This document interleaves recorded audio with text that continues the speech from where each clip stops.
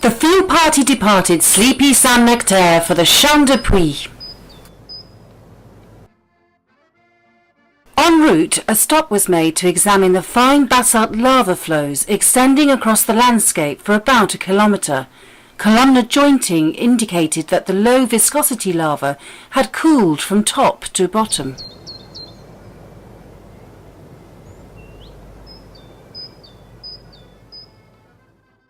Our next stop was at the quarries on Puys de la Vache. The volcanoes here are breached and have a characteristic horseshoe shape. They erupted about 8,000 years ago, relatively late in the story of the Auvergne. The presence of basaltic volcanic bombs, some of which were spindle-shaped, indicated Strombolian-style eruptions. Well, this is Puys de la Vache, which is a volcano from about 8,500 to about 7,000 years ago. It's a cone, Strombolian type volcano. And one of the interesting things over here is that you can see that it's both red and black, and that's an indication of activity of, when cooling, of water oxidizing the iron within it, and that happens at about 600 degrees Celsius. Bombs were red outside and black inside, and contained vesicles formed by gas during the eruption. Some vesicles had been filled with other minerals, forming amygdales. Some rocks showed phenocrysts of pyroxene, of a type known to be augite.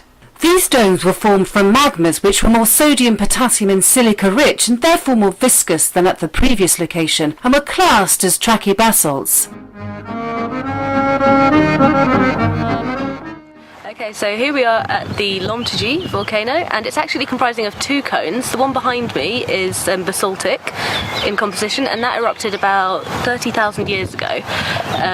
Later, the magma evolved and went off kind of to my right here, which is the second L'Homme cone, and that's mostly trachyandesite in composition. This is the volcano open to the sky, following extensive quarrying of the puzzolani, cinders and scoria associated with cone building.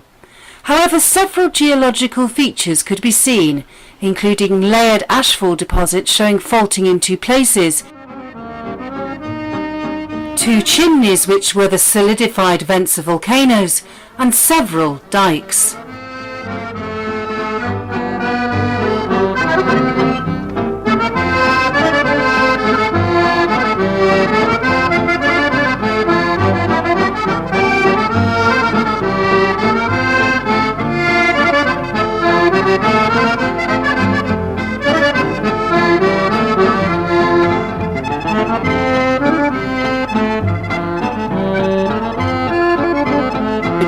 Our final visit of the day was to a quarry near to Volvic, where we saw the Volvic stone from which many of the local buildings are constructed.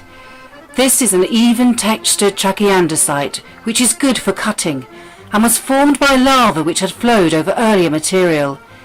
Elongated vesicles could be seen which indicated flow direction.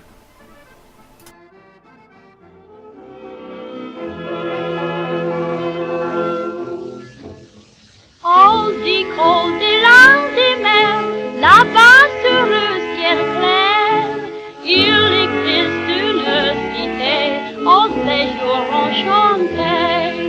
Et sur les grands arbres noirs, chaque soir, vers elle s'en va tout, mon esprit.